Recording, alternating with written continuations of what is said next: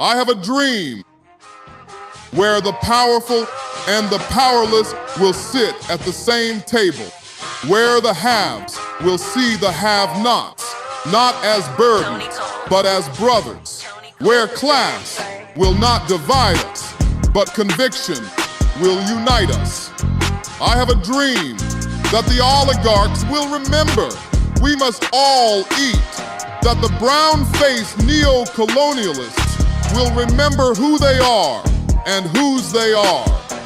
I have a dream that fraternities will build beyond internal architecture into a national bond, that the walls of design will give way to the bridges of brotherhood, not a fraternity of symbol, but a brotherhood of substance. I have a dream that we remain focused, that we stay in our conviction and remain fearless, that we double down, fortified, to return this Bahamaland to the foundation.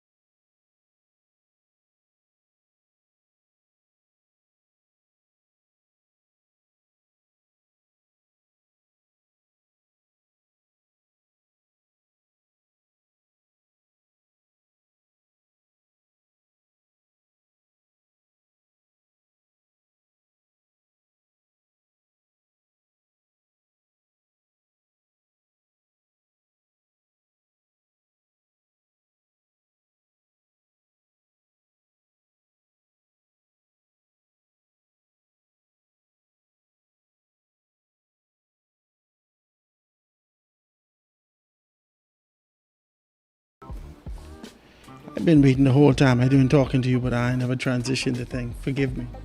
Forgive me, forgive me, forgive me. I never pressed the transition for the thing. Okay, so forgive me. All right, so you can see me now, right? You should be able to see me now. Forgive me, but like I said, I was just really anxious and being able to deal with some stuff. I was extremely busy and trying to be able to get some things done. So forgive me. I won't tell you what I've been doing so bad, but you know, it is for the tradition in this space. It's for the tradition in this space. Yeah. You can see. Anyway, like I was saying to you, because I know you could hear me, but you couldn't see me. So let's be very clear with you. I have, over the course of my life, recognized through hindsight and retrospect, as we look back, I have recognized something. That many times we do things, and we ask God to bless us in this thing after we didn't do it. Oh God, I just bless me, Jesus. I can't do this thing there, God. Bless me, God. You know what I mean? And that's essentially one of the things that we've understood. And Bishop Ellis told me there ain't no such thing as permissive. But what we've come to add, to understand over the years, and what people have actually added to the teaching into the people of God, that there are two wills of God. That God don't necessarily will for you to be thing. He would like you to be in, as your soul prospers, he'd like you to be able to prosper. That's his intent. That's his divine will for your life. He wills that your soul prosper even as you prosper. So let's just be very clear in our understanding as we talk about these things. I won't be decent as I say this to you, right? And I want to be very clear with you as we talk about these things.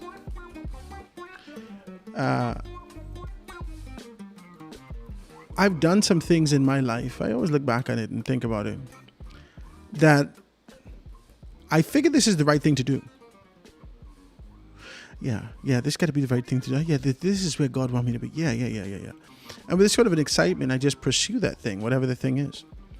And then after I see trial, tribulation, turmoil bubble over and come to the forefront, I realize that this wasn't necessarily the will of God for my life. This isn't necessarily the way I'm supposed to go whenever there's turmoil. And then I just get back into my hustle mode, right? Start putting letters out, putting feelers out, calling people, doing this, doing that. And I'm always surprised that people are eager to go with me in terms of taking that step with me, investing in me, believing in me, in comparison to what I believed was formality and what was socially acceptable. I don't know if I'm making sense to anybody. It's making sense in my head. I don't know if I'm making sense to you. What I thought that you would have accepted traditionally doesn't always go over well. When I try to do things through the creativity and to the call on my life, I'm always amazed to see the support I get. That's what I mean. And time again, I keep doing the same thing, like an idiot. Because we are creatures of habit and we're looking for comfort. And we still fear the unknown. We still fear stepping out there on our own to do these particular things. That's just me. Long story short, there's a great deal of things happening and I'm blown away by the support that I've gotten. I make a couple telephone calls and they was like, okay, yeah, let's do it. Let's go. So I'll say this to you.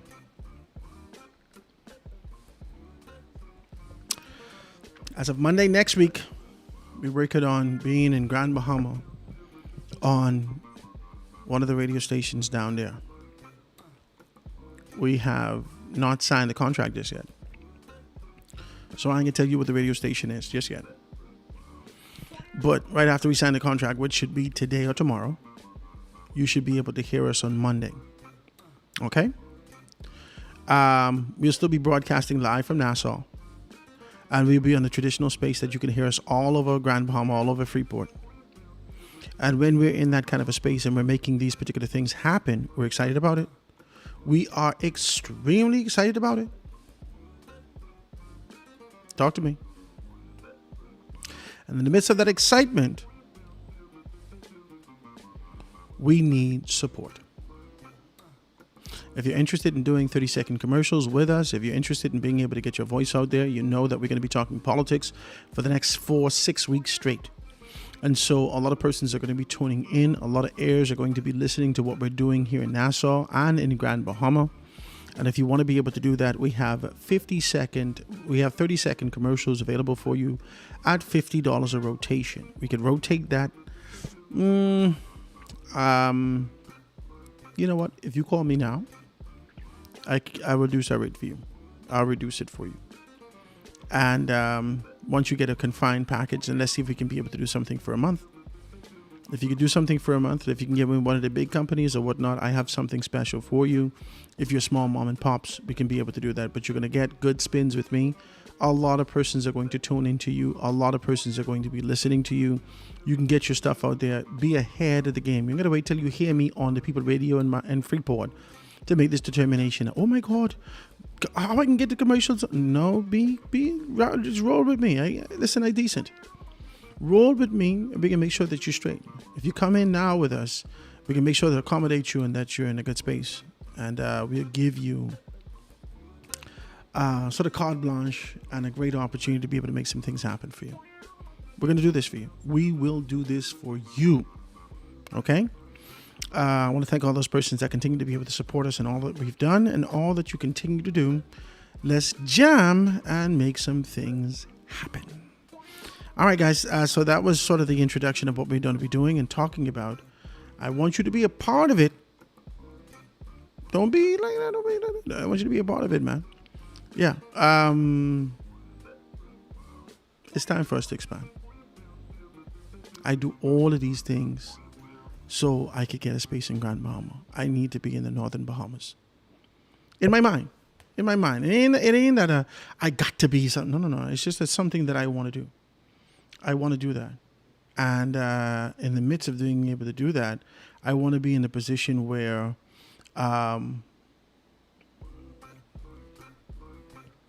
people can hear me. People could jam with me and they could hear me and they could be able to contribute. They could call in. They could say, I disagree with this, Howard. I agree with this, and whatever the case may be. I'm going to get some toll-free numbers. I'm going to do. Listen, we come to jam. We ain't come to play. We come to jam. We come to jam. And so we can do what we have to do and make these things happen. All right? I'd like you guys to be able to jam with us and continue to be able to stick and stay with us as we continue to jam with you and talk about these things. It's time for formalization. I think we've been doing this long enough now. It's time for formality and being able to get back into that traditional space that we know of and that you so yearn to be able to kind of tune into your radio. All right, so we're going to be able to do that and make those things happen. Check me out, guys, 827-0111, 827-0111. I hope you have yeah,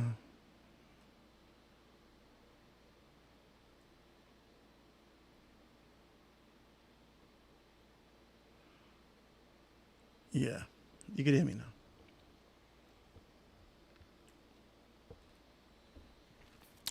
I hope you have this sort of this layout. Did you guys get a chance to be able to watch the PLP last night? The PLP pledges and being able to do these things. I just want to be able to say some stuff. I read Candia's stuff this morning, and I don't know whether or not I read it with the expectation of being able to see an indifference.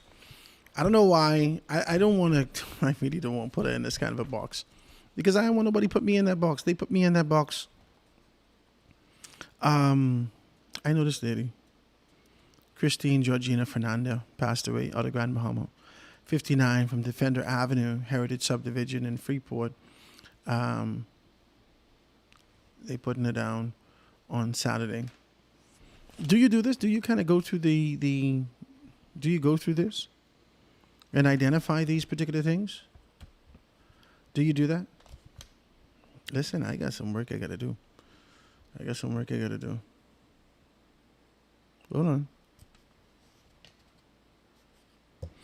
Yeah, somebody texted me and said, Howard, Candia been that way though? I hate to be this guy. I don't want to be this guy because people did this to me. People, my mother hasn't necessarily been at the forefront of the political conversation for a long time. She hasn't. From 2007 to 2012, this was essentially the height of her national exposure and political representation that she would have done in the country. She's been a part of local government. She's been a part of, I say from a national standpoint, her recognition was, the height of the recognition would have been in 2007 to 2012. She had an opportunity to be able to do some stuff, I think at the OAS or something like that. In later years, she continued to be able to move forward. When Minnis got in 2017 or so like that, but she didn't do anything between 12 and 17. And then when Minnis came in, I think he was able to give her something to make sure that she was taken care of, which was a wonderful thing. And she is grateful. I'm grateful to Minnis for being able to provide that opportunity to her. But she hasn't been in the public light, in the limelight, in the spotlight for a long time. I, on the other hand, have been in some form or another in media for the entire time, from 2012. I ran with the DNA and I came to Nassau, and I came right on a radio station in Nassau, and I started to work at the hotel, and I stopped working at the hotel. By 2014, I was on the radio at least once or twice every week. And then it became more than that and more than that. And it increased and increased and increased and increased. And I had my own shows, and I was jamming from 2013-14. I was jamming, okay? I would have gotten a name for myself. You didn't see me in the light of my family. You didn't see me in the light of, oh, that's our grandboy, oh, that's Verne's son, right? In fact, a lot of persons now ask me questions like, Verne Gwen is your mother? Oh, Jesus, how would I didn't know that? Verne Gwen is my mother, okay?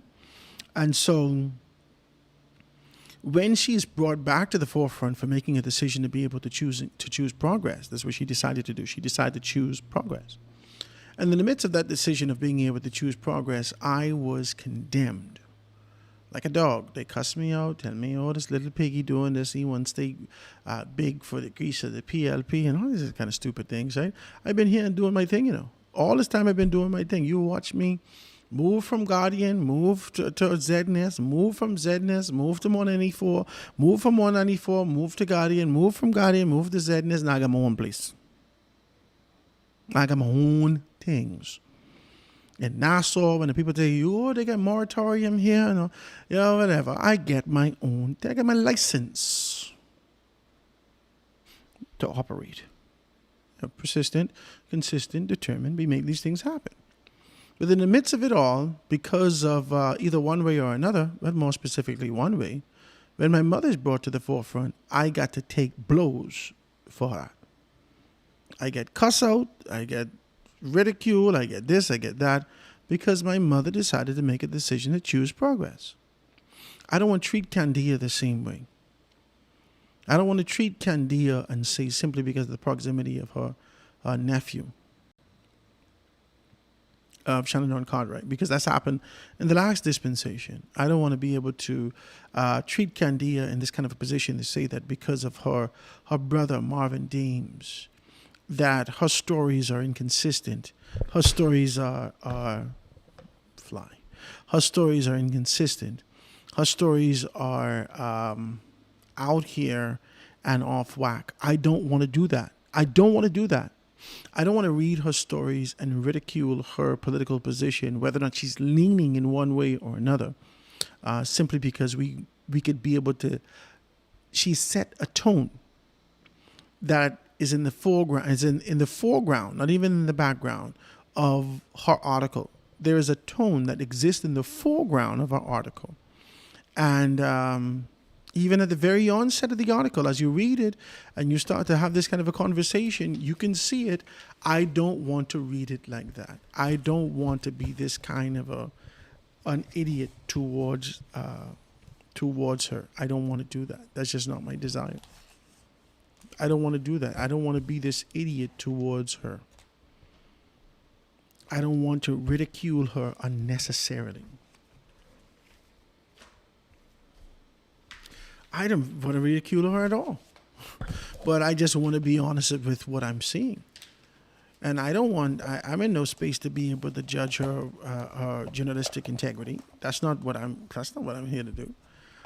She does what she does, and the people at Guardian love her, and she is elevated throughout the years, and she's in a position that the entire country listens to her, and she may swing on a pendulum, whether or not you hate her or you love her. Right? She may not necessarily exist in there. She all right. She doesn't exist in that space. There are a lot of people that doesn't exist in this kind of she all right kind of a space, right? She swings. I think she lives on the extremity of the pendulum, right? And so when it swings all the way up, either you love her or you hate her. All the way up, I love her. She's my girl. All the way the next way, I hate her. That's where she lives. That's where she exists because of the authority that she has, because of her pen, because of the reach of the newspaper. This is what she is. This is who she is. And you cannot expect this to change, because it happens with anybody in public life, especially if they have a voice that can be able to sway, if there is a voice that can be able to convince, if there is a voice that can be able to cause you to move in one direction or another. Candia has that voice. Now, that being said, let's read this story.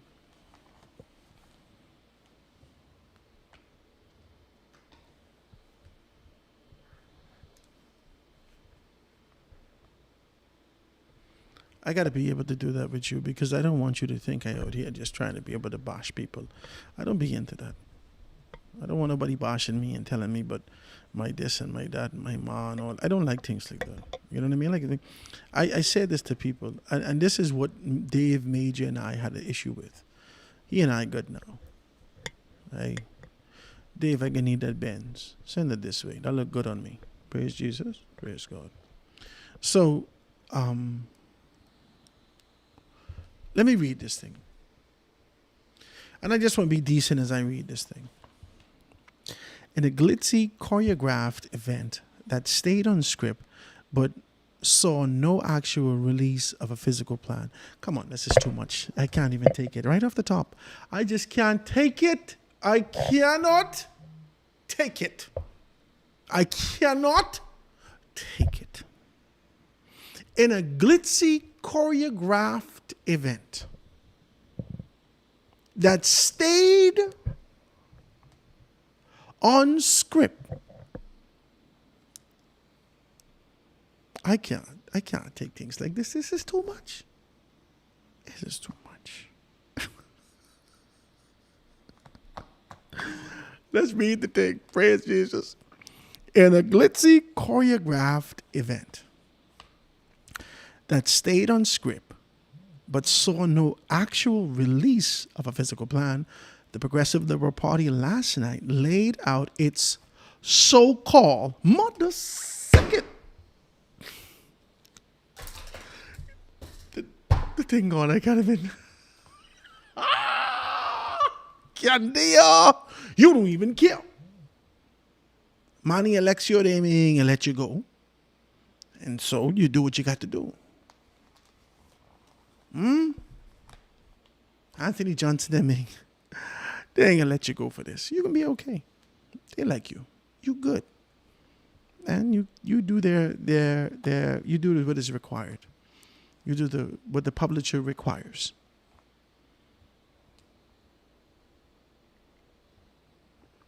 So-called is wild. So-called is wild. Wild. Whew. Let's read it, right? In their so-called, I feel like this is how I should read it. I don't know, right?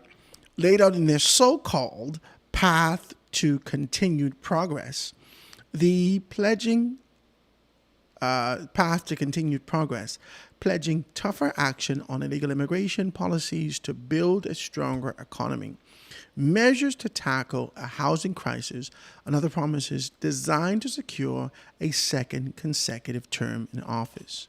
The event, held at the University of the Bahamas, featured Prime Minister Philip Davis and the party's candidates in a coordinated outfits outlining elements of the PLP's plan ahead of the May 12th election.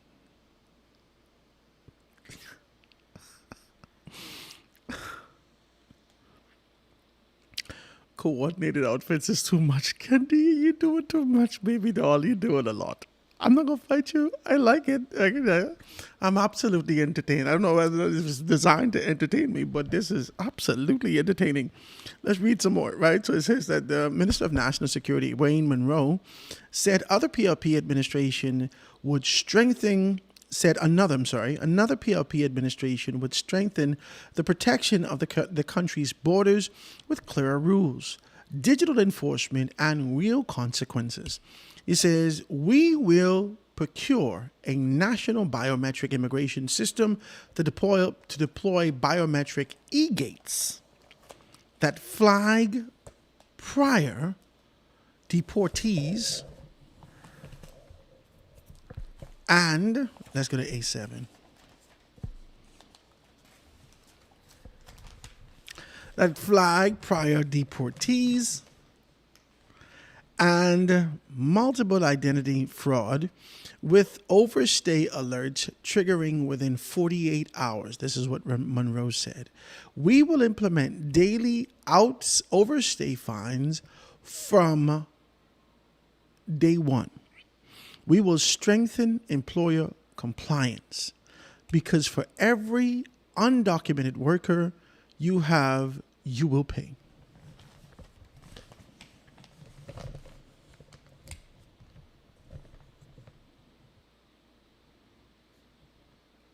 Now, just to just be very clear about these particular things.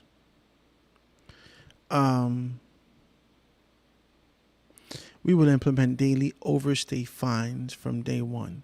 Now, I've heard of instances where persons would have been able to have undocumented persons working with them. And let's just say, hypothetically, the undocumented person is captured. As a result of their capture, they are, and they ran from the police, they ran from the immigration officer. The immigration recognizes that they were captured, they're here illegally. And so this is breaking the law. They don't go down to the detention center. They are processed over at Her Majesty's corrections facilities, right? So you go down to Fox Hill. And in the midst of you being able to be at Fox Hill, in this particular capacity, you now have to wait until you're processed. There is a fine associated with being caught.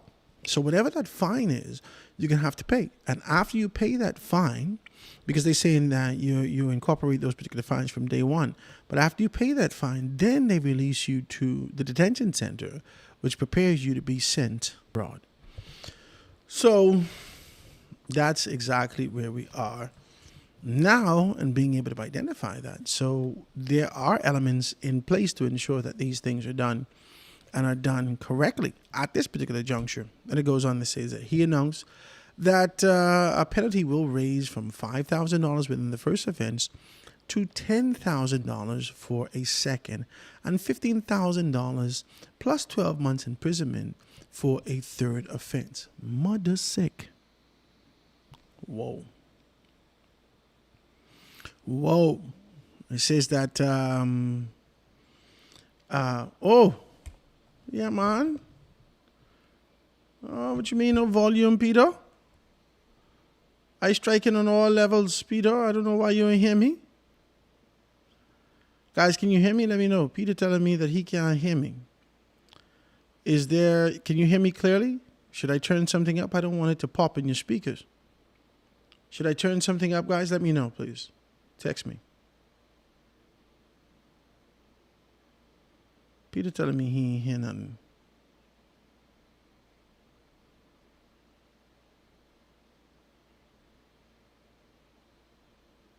Peter telling me he ain't hear nothing.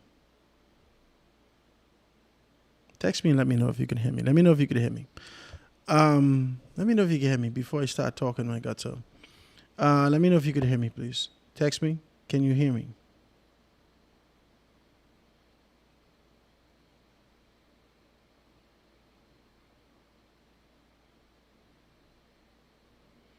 Yeah. Okay, so everybody's telling me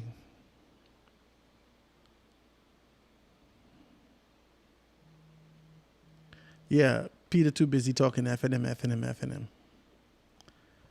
Peter, turn up your volume.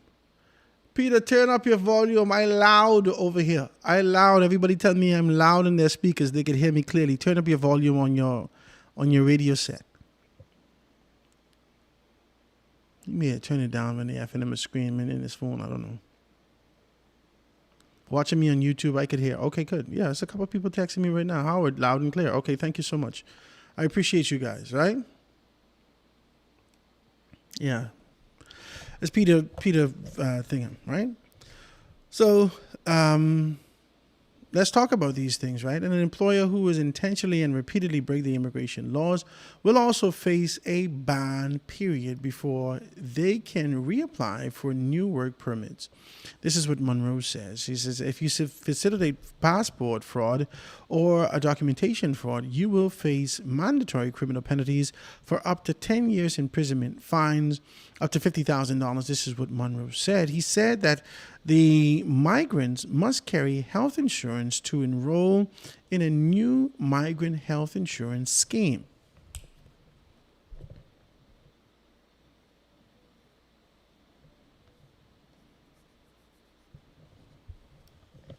You know, we need some depth and detail to that. You just can't slide that on us and expect us to be able to. A migrant health care scheme? I thought we already had a migrant healthcare scheme. I thought we already had one. In 2006, my wife was pregnant with our first child, my son, Destin. And I was too excited. I wanted to do things the right way.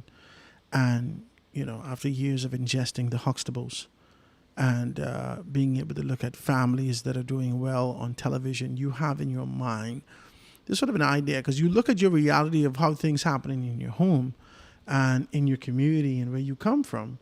But then you look at the television and you have aspirations to do things a little differently. And so I knew that I wanted to do things a little differently. But we also had relationships. I always wanted expedience. And that's one of the things that I've always kind of pushed for: expedience, access, and opportunity. I've always pushed for this sort of an idea of being able to kind of get into these spaces and just do what I have to do, right? I've always done that. I've always been in this kind of a space and position where I could just kind of get in there, and you know what I mean? I may have an MP mindset. I won't get to the front of the line. Not in a bad way. I don't want to stand up on the line. Not in a bad way. I don't think less of anybody. I don't think that you're peasants, or I just want to get served quick and get out of here. That's just what it is. I just want to get in and get out. That's just what it is. That's just what it is. It ain't nothing, no complexity to it. The simplicity is just, I want expedience. That's it. Okay? And in 2006, with the relationship that my wife and I had, she had a good friend who used to live in Cuba with us. And her friend, mother, was a nurse.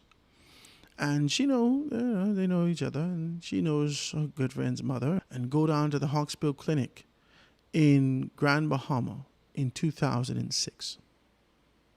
Go down to the Hawksbill Clinic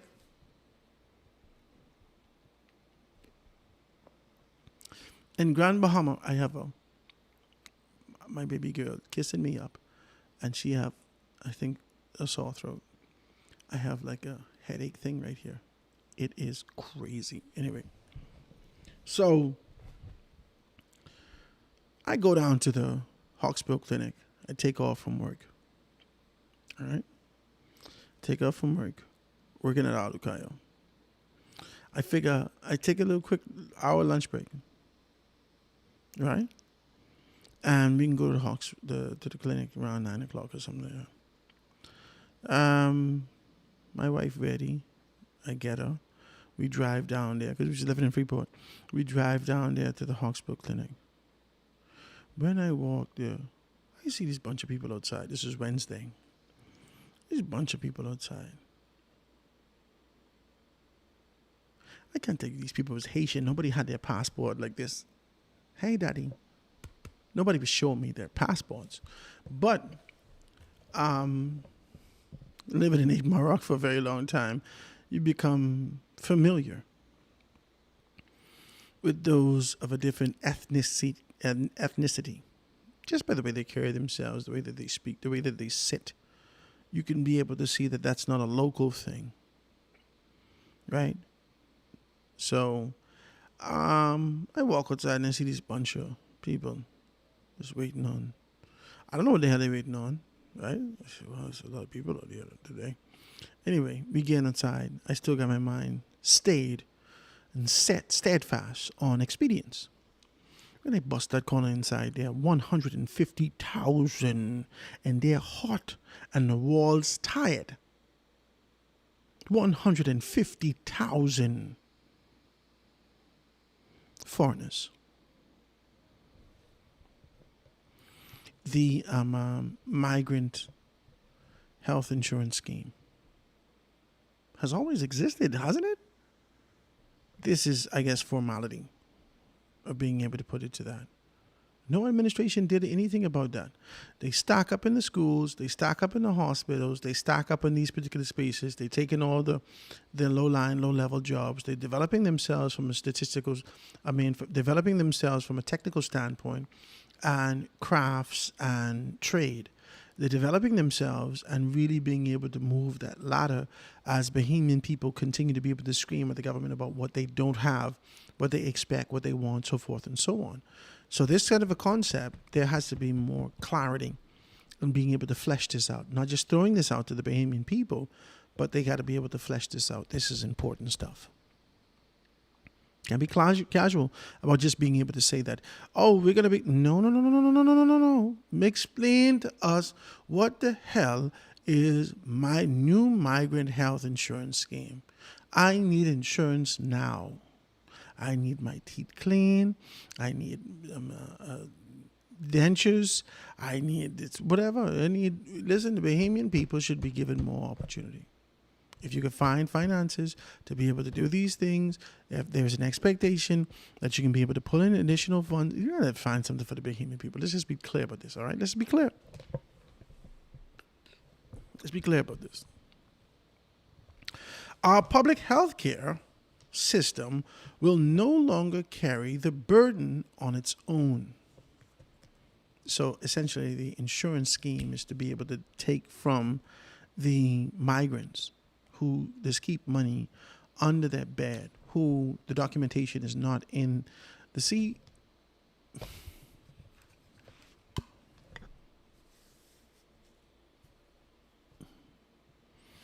You see, I just...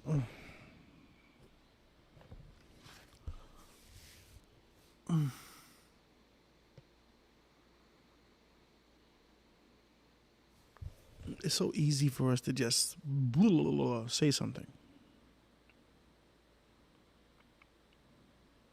But we really got to be able to dissect this and think this makes sense. Foreigners, in this instance, as we talk about Haitians, cannot open a bank account in our country. How can we account for who's paying what and when they get paid?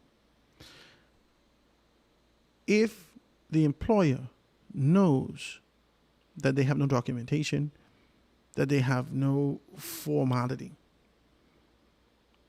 of being in this country, they get paid in cash money. If they get paid in cash money, you can account who have them hired, who they're getting paid from, how much money they make, how do we divvy up the thing, how do we make a determination how much they're going to be able to constitute or contribute into the new migration health insurance scheme. A lot of these things is just questions I got to ask. Just questions I got to ask. Our public healthcare system will no longer have to carry the burdens on its own. Minister of Works and Family Development Nyland Clay Sweeting said the government will begin public consultation on a new city in Andros. A new city in Andros, laying the basis for a major center of economic activity and long-term development. This is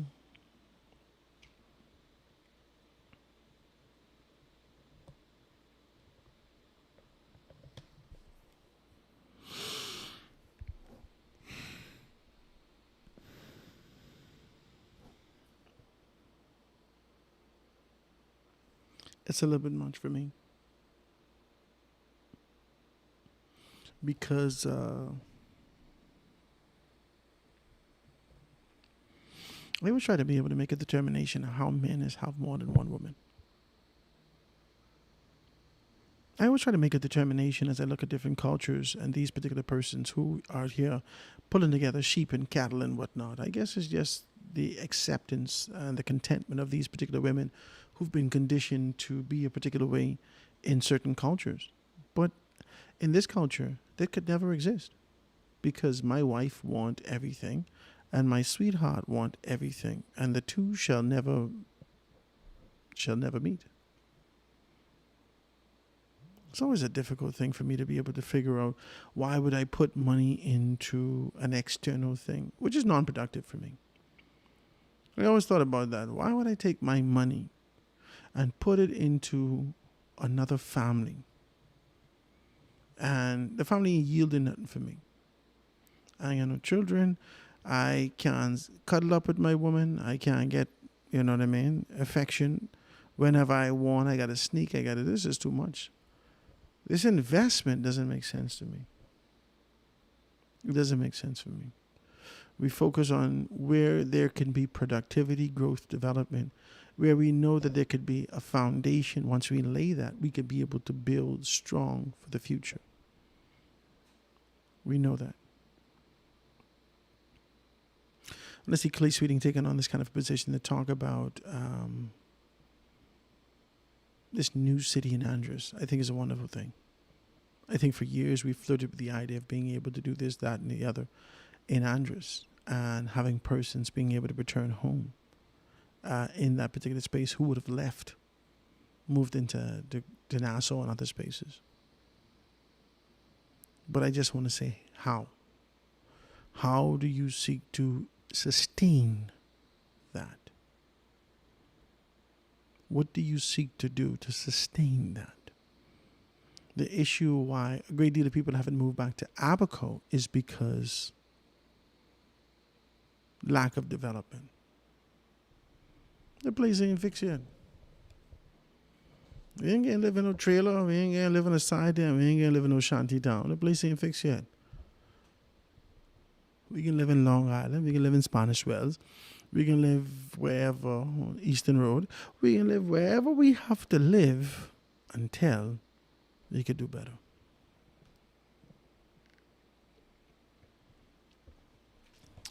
The question is, as we look at this, and we determine the next steps that we have to take, we have to think about these things. We really got to think about these things. The ambitions are great. I believe that this administration, if none could have done it, this administration, this New Day administration of being able to choose progress, can definitely deliver on a great deal of these things, if not all. I believe that they still have some kinks to be able to work out. I believe that they need to be able to undergird this with a level of incentives to be able to cause the Bahamian people to move from one island to another. I believe that immigration concept and idea that exists with Wayne Monroe and being able to pour into a health insurance scheme needs to be able to be expanded and document those persons and have them move to the constituents, up to the community or the island of Andros for the purposes of development for an extended period of time, and then give them their working status to be able to find work in Nassau for an extended period of time, and have them almost similar to a parole officer, but we call it immigration,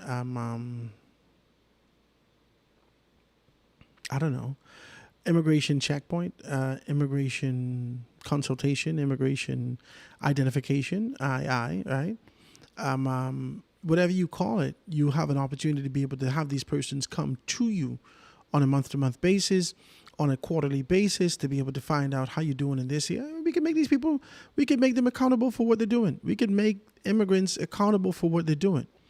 We can make them accountable for what they're doing. We can take on this kind of a position and start to talk about what needs to happen in Andros for the development thereof. We identify who is good, who has a green thumb from Haiti, who has a green thumb throughout the islands for the purposes of being able to develop.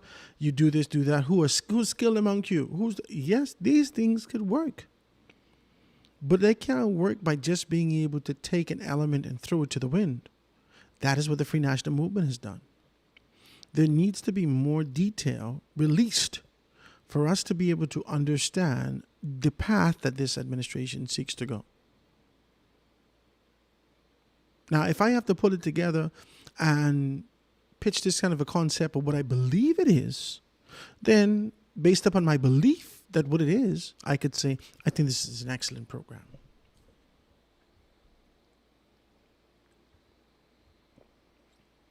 I think this is an excellent program. I think this is a magnificent program.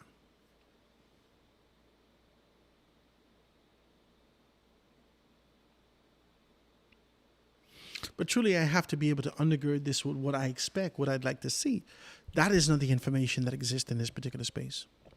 That is not the information that's coming to the forefront about the decisions that the government has made.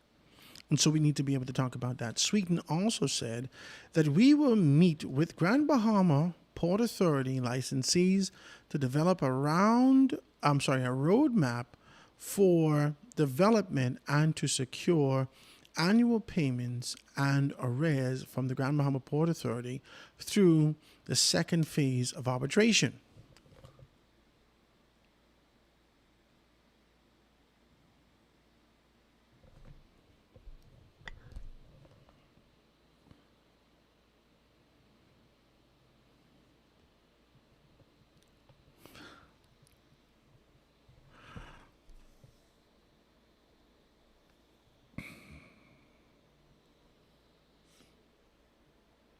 Guys, I promise you, my head pounded on this side right here. My head pounding on the side there. But let's look at this and let's make a determination. Sweden also said that we will meet with Grand Bahama Port Authority licensees to develop a roadmap for development and to secure annual payments and arrears for the Grand Bahama Port Authority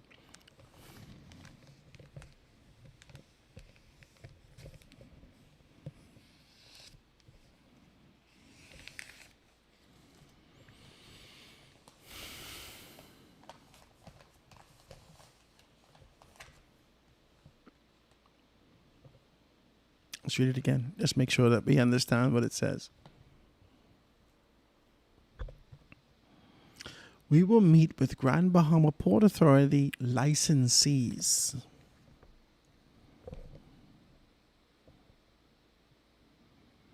We jump over the authority of the Port Authority and get right to the licensees. Identify through the licensees a roadmap for the development and to secure annual payment and arrears from the Grand Bahama Port Authority through the second phase of arbitration. So forget paying your money to the port. You're paying your money directly to the government. I can put a little star right there because I want to talk back about that.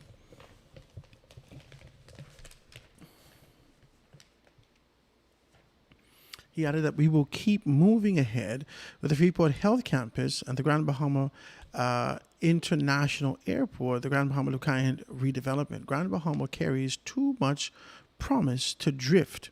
We intend to help write a new chapter for that island with the growth in tourism, logistic, maritime activity, technology, event, and enterprise. I want to say here, and I will continue to say, whatever you're doing, if you get in, I want to be a part of it for Grand Bahama. I want to be a part of it. Freeport, Freeport. You see what I did there, right? The PLP candidate for Fort Charlotte, Sabas, pledged that the PLP government would be a continuous pipeline for affordable homes across New Providence and the Family Islands by... Now, there's a lot of things happening here. Okay? There's a lot of things happening here. Wayne Monroe came to the forefront. Let's just do this. We have time? We got a little bit of time. Let's do it. Wayne Monroe came to the forefront and spoke to us about national... Let's be clear about these things. National security. Wayne Monroe, another pre-admitted, would strengthen the protection of the country's borders. Do you see? Can you see that there's a shuffle?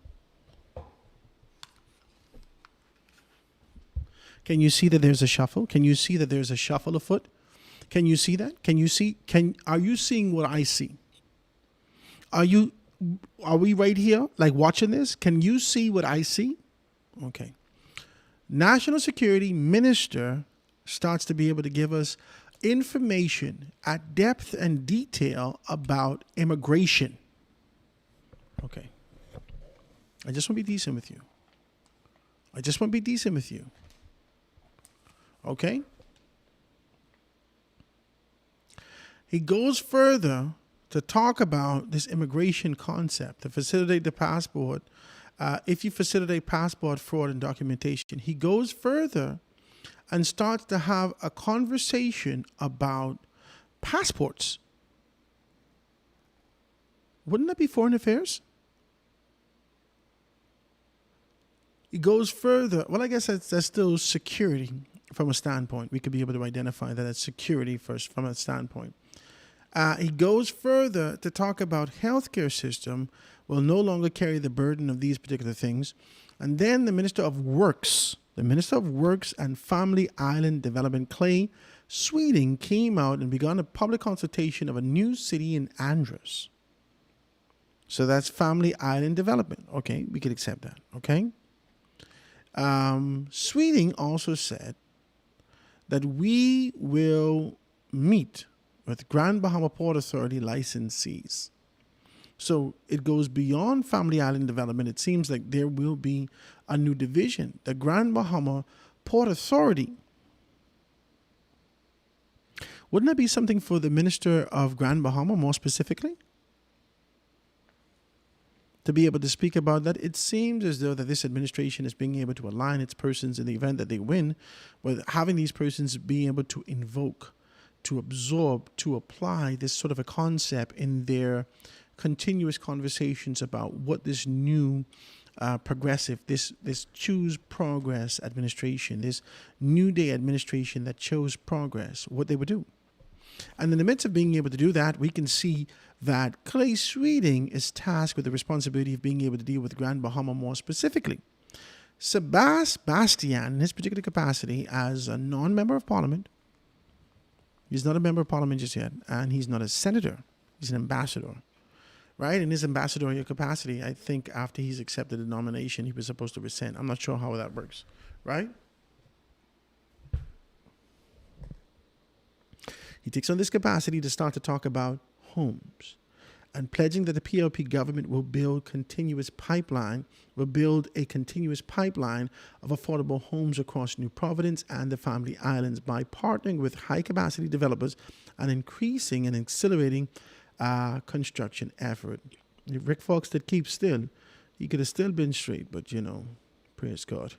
So he says this includes subdivisions in areas where demand is growing, as well as the social housing acquisition program. Social housing acquisition program.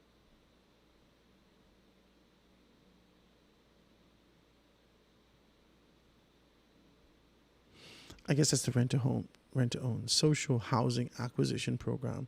I guess that's the abandoned homes that's been sitting there for some time that the government commandeers, essentially, and provides an opportunity to be able to do. I'd like to be able to be a part of this, to find out exactly what's what and what they're talking about, so we can be able to do this. Yeah, because we could flip a couple houses and make it look good. All right. So he goes on and says that this new subdivision in areas where demand is growing, as well as the social housing acquisition program that will purchase and rehabilitate distressed and abandoned properties, bringing them back into the affordable housing pool. No, don't bring them there. Just, you ain't got to bring them nowhere for me. You hear me? Just acquire it. Make sure nobody cousin come running after me. This is my uncle property. We had this and me as children. I used to live here. Miss nobody live here for 52 years. But that's all right. But this is our family owned. Let the government acquire it. Let the government go through all these processes. Put the thing on auction. All right. If you come in there 115, at least take 20%, which is 30. If you acquire 150, take 30 and be able to put them into a space where you can auction them off. Just auction them off. Okay? Let me go to the house and say, yeah, man, let's do a quiet bit. Don't auction it off. I don't need nobody yelling in the back of me talking about 250,000. Sir, this house ain't worth 250,000, but you got it.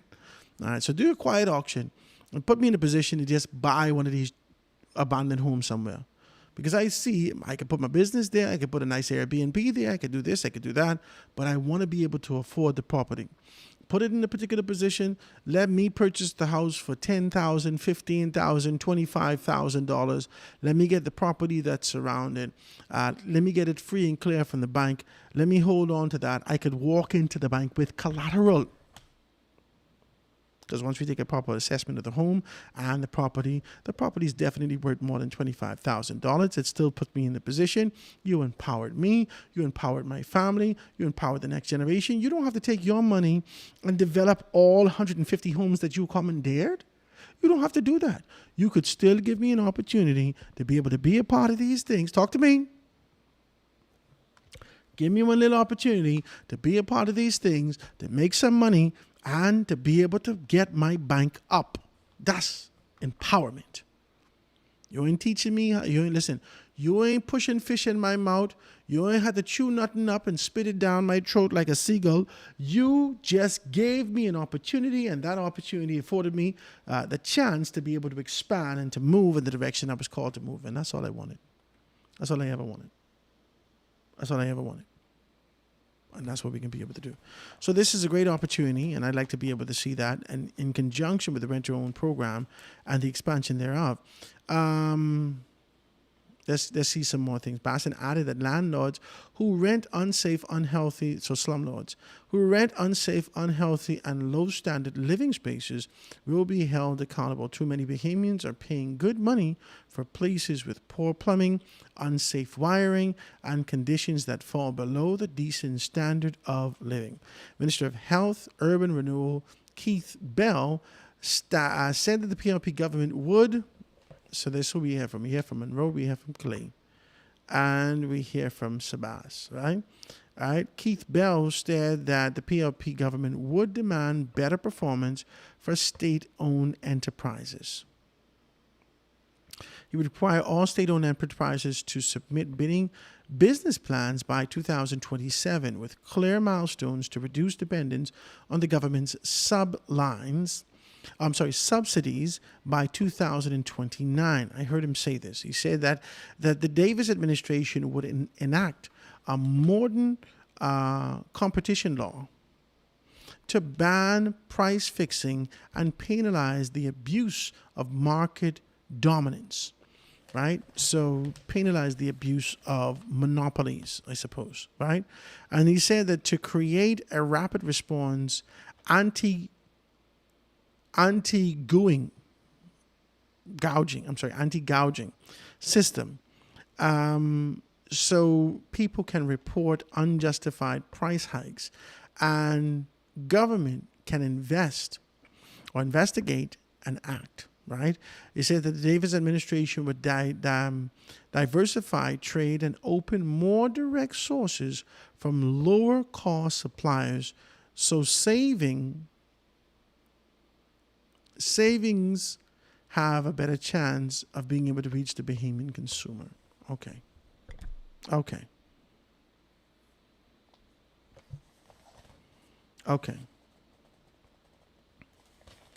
Let's see who else can get a different post. Ministry of Labor, Pia Glover Rule increases the maternity leave. Okay, so she can stay put. It says that with the guarantee that every worker be paid 1 hour break on shift, so you get paid for your full 8 hours instead of 7 hours, and at least 8 hours of rest between shifts. Okay, so this is decent. Now, this is supposed to be in the hotel a long time, but if you want to get paid and you want to get on a schedule, you take what you got. You come to work with your eye block underneath your eye, and here block, you're dead tired. You just worked 12 hours yesterday. You're going home, sleep for 3 hours, and you come back and do a whole another 12-hour shift. This is too much. Right? Now, you do it in the hotel because you know that when times are slow, you home for 2 weeks. So you take what you could get now. And you don't ask no questions. You take what you could get now, and you don't ask no questions. You go right ahead and do what you have to do. Talk to me. Talk to me. All right. And so let's be able to identify this. He says that we will recognize mental health as a workplace right by providing 3 mental health wellness days each year. Oh my God, y'all been listening to everything coming out of America. Mental health days. These people need all the time off as possible. If it's mental health days, they come to work with these mental health issues on the first day.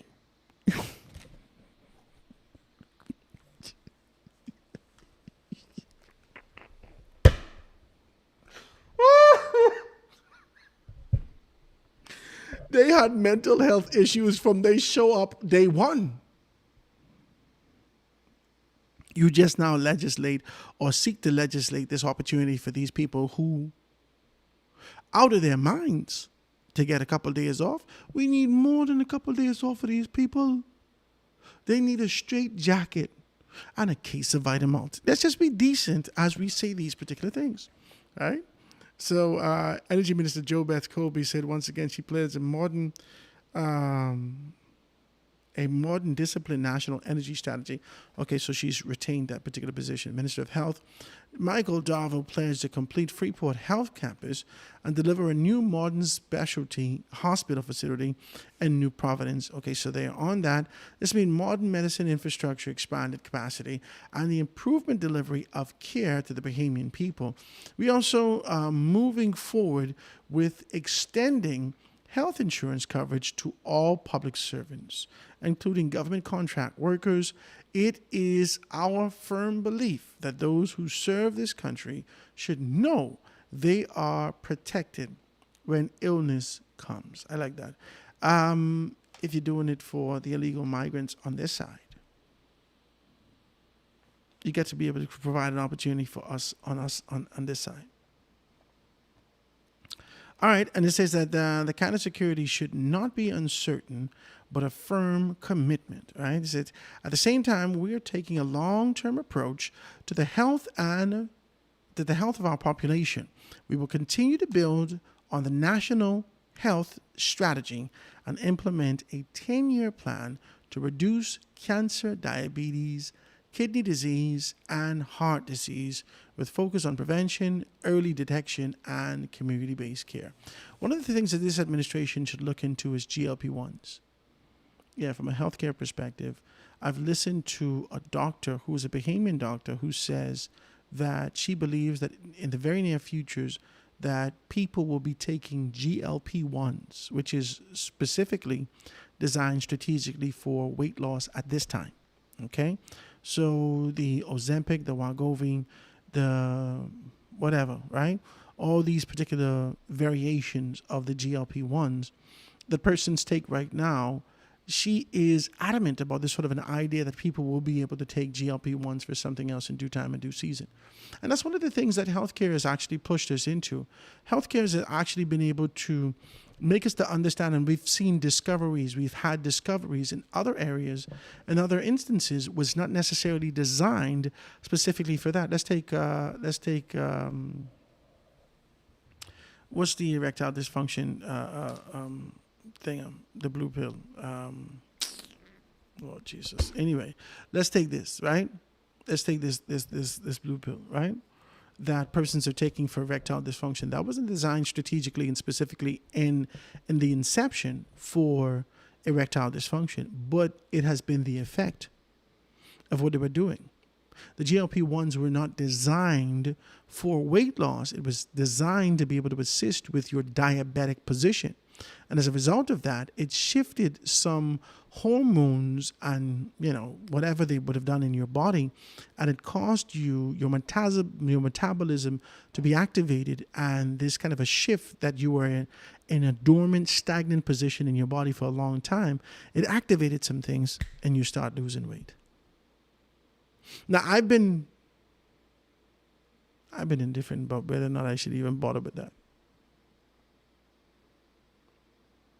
I have. I won't do, I try these things, Last time I tried diet pills, it was the Hydroxycut. You remember the Hydroxycut when the guy from Florida, he took 12 Hydroxycut. It was 112 degrees outside. He took 12 Hydroxycut in the off season, trying to get himself prepared for game day and lose some weight. He dropped down there right there on the field. You remember this? That's stupid, man. Anyway, and then they had to take out the active agent in the Hydroxycut, which was, oh God, I forget the name of it. I used to take the Hydroxycut. Oh, Jesus. I take that, and in half an hour, my heart was saying, I had to go jogging. I said, Jesus, I can't take this. I took it one time, and I was standing on the desk, and I was supposed to go for lunch. And the lunch was delayed. So I took it just in time to take lunch. And once I got lunch, my body should have shifted and focused on the food that I ate and then consumed that food. The energy should have been able to shift and desire and absorb and digest the food accordingly. I didn't get to lunch on time. I didn't eat and I didn't get to lunch on time. Mother sick. Whoo-wee. That threw me for a loop. I was on the desk. They say, "How are you okay?" I walk up and down like I was pacing. He said, 2 pills. This man take 12. His heart probably exploded in his chest.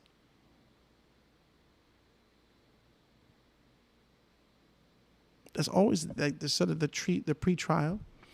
That first generation is never, for me, is never the best. That pre-trial is never the best as it relates to being able to do those things.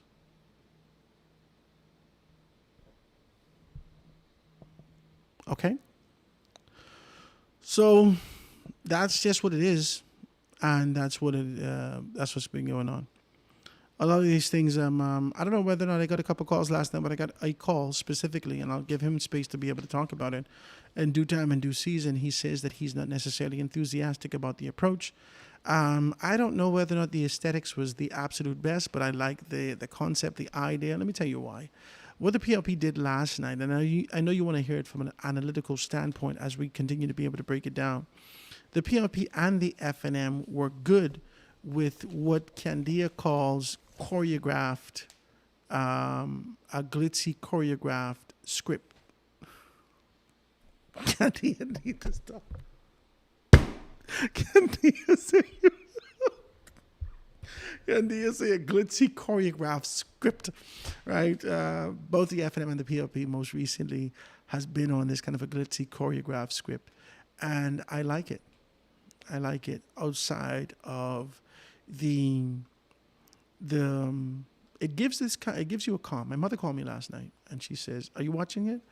And I really wasn't watching it. I can't lie to you. I'm not going to come home after work, after doing all of these particular things, to ingest this thing 24/7. I just needed to be able to kind of unwind. I didn't watch it. So she calls me. She says, "Are you watching it?" I said, "No, mommy, I ain't watching it right now." So she said, "But I like it." So I said, "Okay. Use a PLP, I expect." No, I didn't tell her that.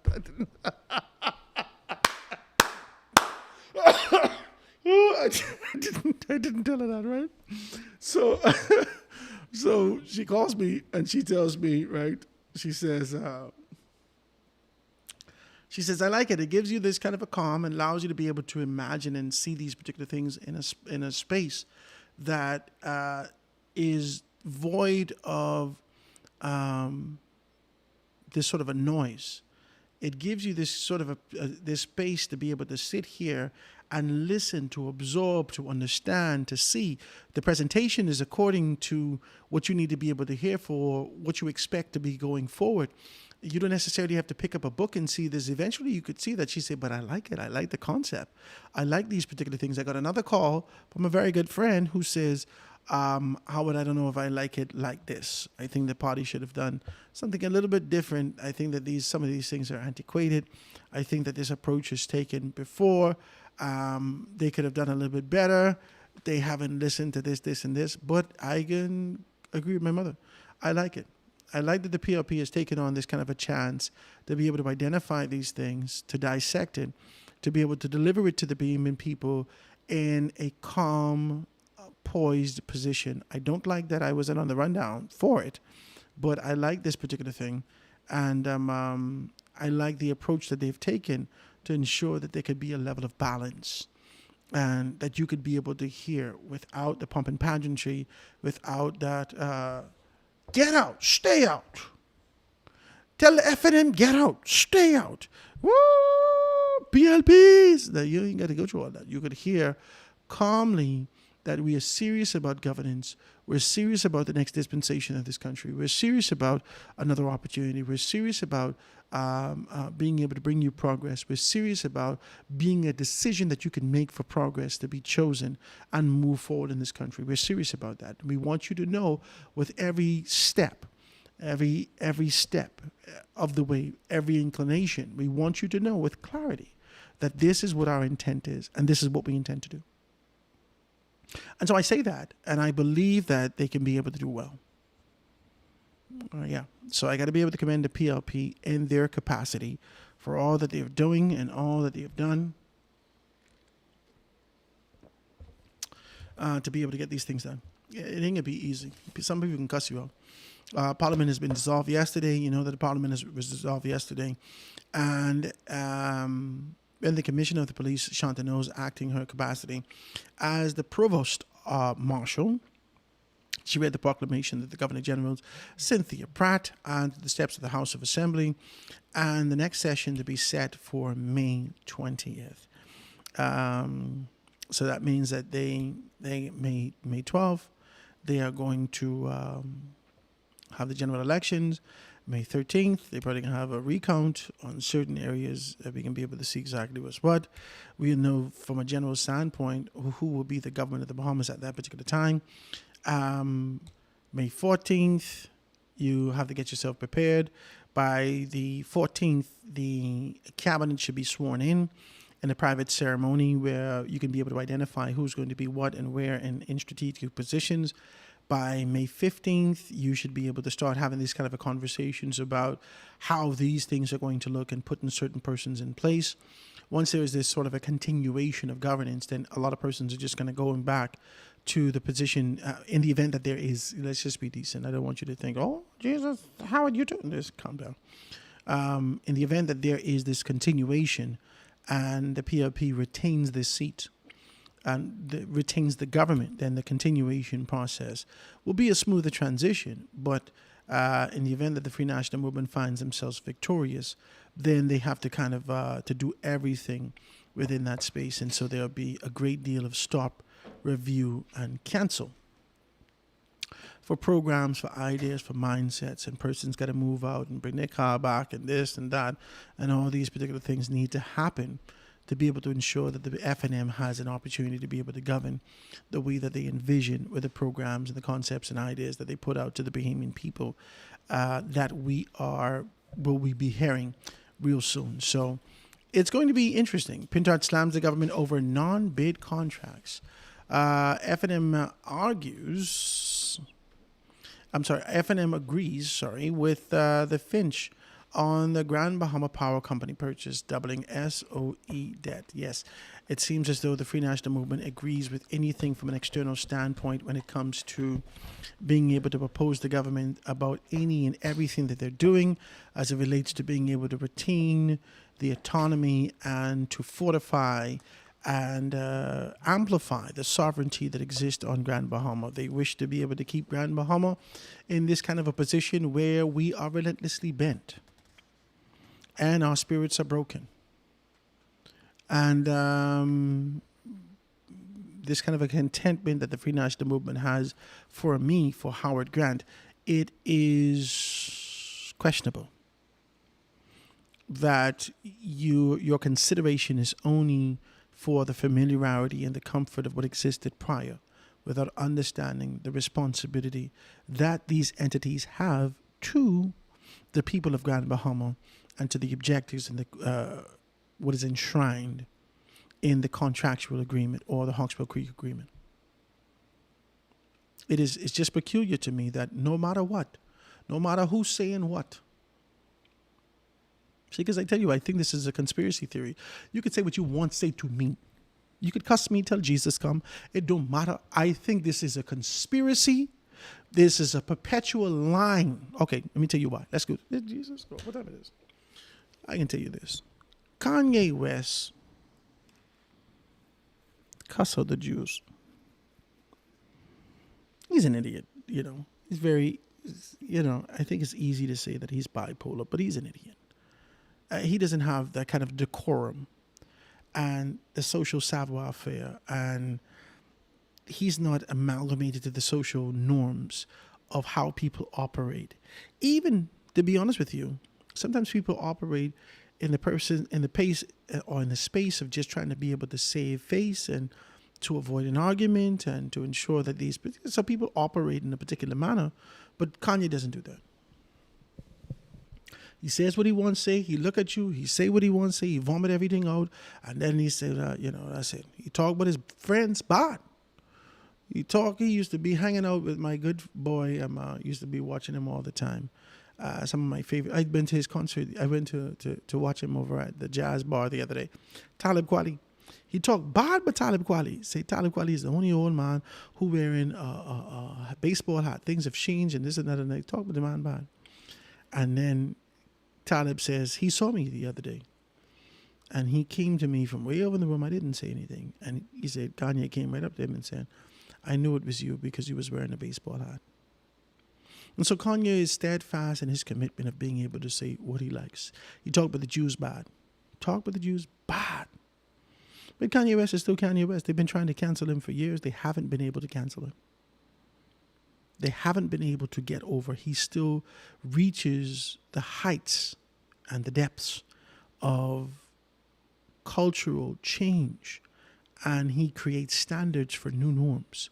He just did a mind-blowing concert for 80-some thousand people, 2 nights in a row, made $33 million at the SoFi Stadium, right? He would have performed before that in Mexico and did a great deal of things. And he was supposed to be on a run going to the UK at a concert called the Wireless Festival, whatever this Wireless Festival is. PayPal, Pepsi, all these people, because he was coming and they had already sponsored the event, they pulled out the event because of what Kanye West said about Jews. Kanye West indicated that the Jews run everything. Everything. They feel like they could say whatever they want to say about people, and we never have an opportunity to say anything. And Kanye West, in the true Kanye West style, I suppose, decided to go on a rant about the Jews. Made a song called Hail Hitler. This man is an idiot. He's an idiot. He is an absolute idiot, but adored by millions and millions. This man made $33 million in 2 days. These people pay buku dollars just to get in there to see him. My only point to you is that even across seas, he wasn't safe. You would think that he would have this sort of an obstruction in the United States of America, but even across seas, he was not safe. He was not safe from what he would have done in the past. He was not safe from being able to levy the allegations against the Jews, simply because what you thought was a conspiracy theory and he was just winding and whipping and kind of being able to pull thread out of the air, you realize that there was a level of tangibility here that you did not know. You did not know. You didn't see this. You can't understand what is happening behind the veil. You don't know. He knows. He was behind the veil. He has operations that exist behind there. We don't know. We look at him and he keep talking about the boogeyman and all. What the hell is this dude talking about? And then we realize when Slender Man put his hand out and tried to grab him, oh my God, this thing exists for true. Back to the point about conspiracy theories. I am absolutely convinced that organizations, structures, big entities that have interest in each other, lending, borrowing, investors, shareholders, whatever, around the world, they share interests in these particular capacities. I am convinced, especially after being able to read Confessions of a Hitman, I am absolutely convinced that entities such as IDB, the World Bank, and Fitch, or anything else, they have an overarching objective, and they were sent by a particular entity to ensure that everything maintains, retains, and sustains a particular level to ensure that there is growth for them.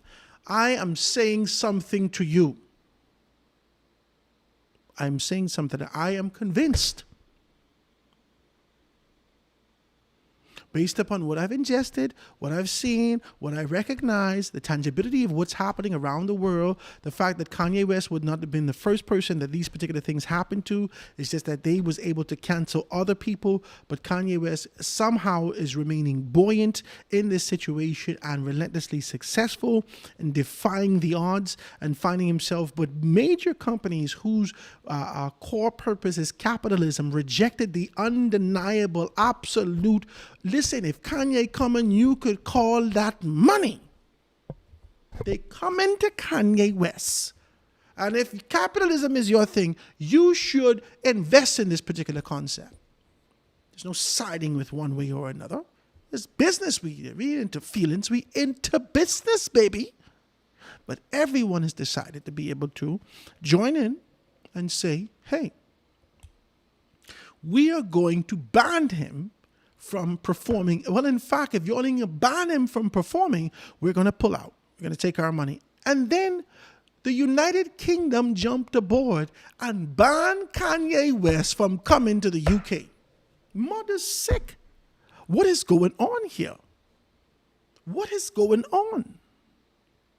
I'm watching this. I'm being decent as I say this to you, and I'm watching this. And as I watch this, I realize something.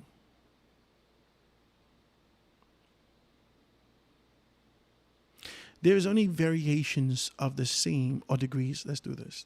Let's do degrees. Let's say degrees. There's only degrees of one authority. Principalities, powers, rulers, and high places all land under one umbrella. This is not a disjointed concept.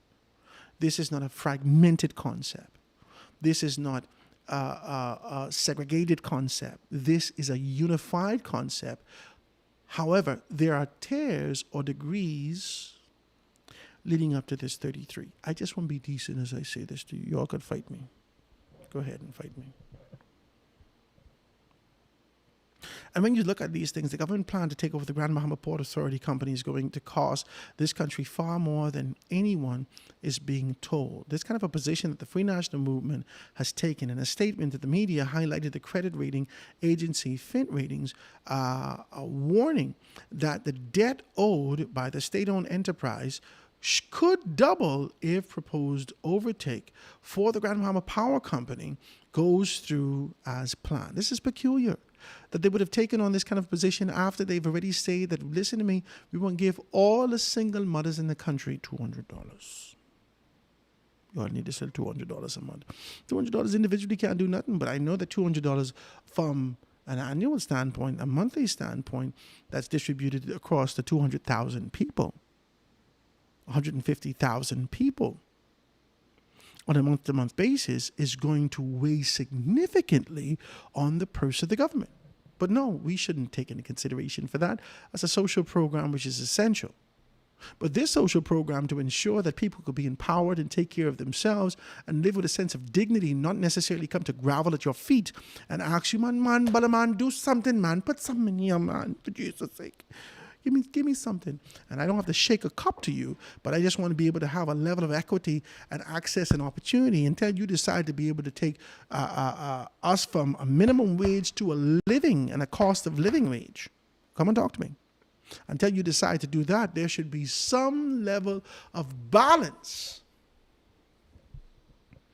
Equity, opportunity, accessibility, balance, equilibrium that is given to the Bahamian people. And whilst the Progressive Liberal Party takes on this kind of a position and takes on a conversation that stopped in 1969, and pick it right back up in 2024, and you have no appreciation for that. But the Free National Movement has fallen in line relentlessly. You ain't hear nothing from Papa say nothing yet, you know. Papa ain't say nothing but nothing yet. And Michael Pintard has taken on this kind of he's taken on this thing head on. He's taking the thing head on.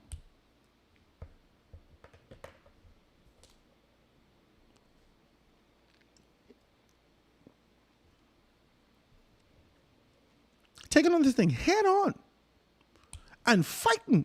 Listen, he's taking this thing on head first and fighting for an agenda that doesn't belong to the Bahamian people, that doesn't support Grand Bahama, that spits in the face of the sovereignty and the democracy that exists in this particular country. He's taking on this kind of a perspective and position of being able to look at everything else other than the people of Grand Bahama, trying to make sure that the traditions and the concepts and the ideas and the relationship that exists between between the FNM and the Grand Bahama Port Authority, in conjunction with the UBP and the relationship they have with the oligarchs, stay put, stay in place, not offensive. Because that relationship doesn't just exist here in the Bahamas. That relationship spans overseas.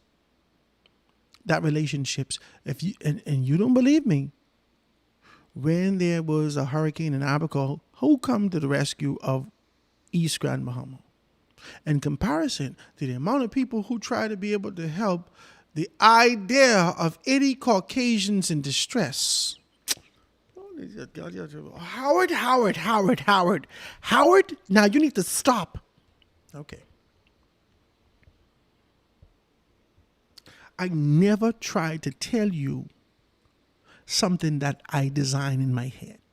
I only telling you about the proverbial puzzle that each one of these, that's all this is, you know. All this is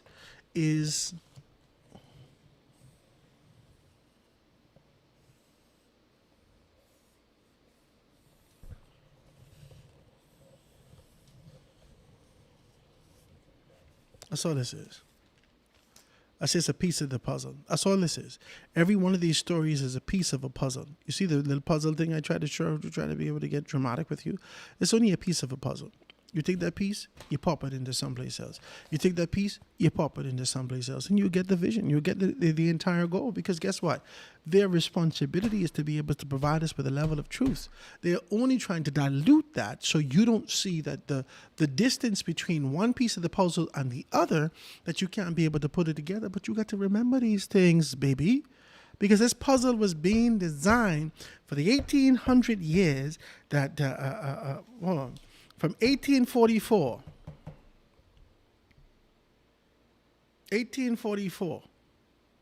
and the Guardian was spitting out newspaper, there was puzzles being put out. There was puzzles being put out on these particular things. And when this one was, there's 123 volumes. 123 volumes of the Tribune, and each one of these is a representation of a piece of puzzle that's been put together for a greater picture that you still haven't gotten as yet.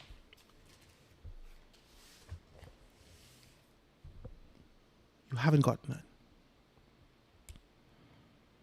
I just want to be decent with you as I say this. I just want to be decent with you as I say this. And I want to take my time to talk to you about the truth. But as I look at this, and I look at these variations, and I look at all these particular things, I can't understand why Michael Pintard and the Free National Movement, well, not so much the Free National Movement. I cannot understand how Michael Pintard agrees with Fitch on the Grand Bahama Power Company purchase, doubling state-owned enterprise debt. There is an inevitability. We can see that. Of course, you're going to be able to double the debt. Of course. If I had one car and I buy two cars, I double the debt of my family. But what was the objective? Was the objective of the second car just for being able to be for the purposes of being able to do like cruise, just to relax? Is it just for recreational purposes? Or is there an objective to this? Is there an objective of being able to ensure that this is an alleviant and provides a second form of income for the family? There's considerations for and reasoning behind these particular things. And we can't just sit in a stagnant position and cut 10% of the debt from every, cut 10% of the budget from every ministry and the department of the country and hope that this could be able to give some false sense of savings. That doesn't make no sense. That's what you do. You cut. And after you then cut all these particular things, you just hold your breath and hope, okay, that should do it now. No, man, that's garbage.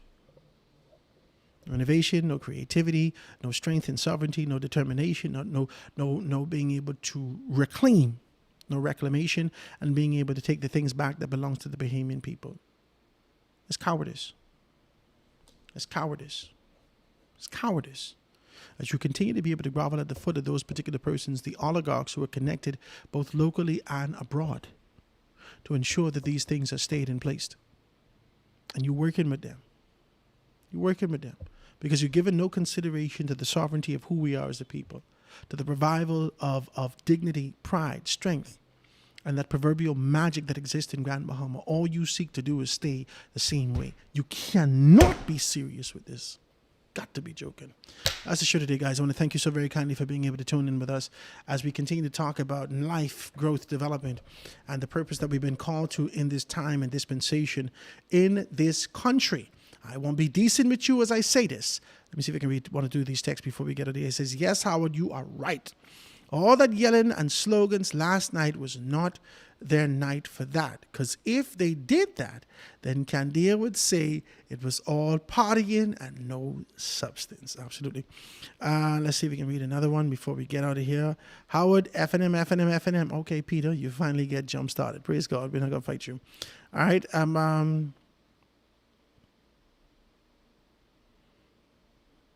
Let's see what else we got there. It says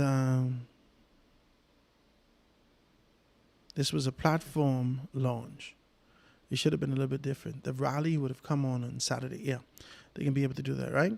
So let's talk about these things. I like it. I like this kind of a conversation. Guys, if everything goes well, you're going to hear me in Grand Bahama on Monday, and I'll be able to give you all that information today. And once I can be able to get everything what I need, we're going to be in Grand Bahama on Monday. You should be able to hear us. We'll see exactly what I want to thank you guys so very kindly, like I said, for tuning in with us. This is the foundation with Harvard. I see somebody's calling me Hart. This is the foundation with Howard Grant. Howard, okay? And we're going to see you guys next time as we continue to be able to jam with you. It is a wonderful thing to have decency on our side. Praise Jesus. I can't get an amen. Amen. God is a good God. Let's take some things together, guys. We're going to see you on tomorrow's Friday. Friday, the last day of the week. All right. And we're going to have a great conversation. All right. Have a beautiful day. You can see you then.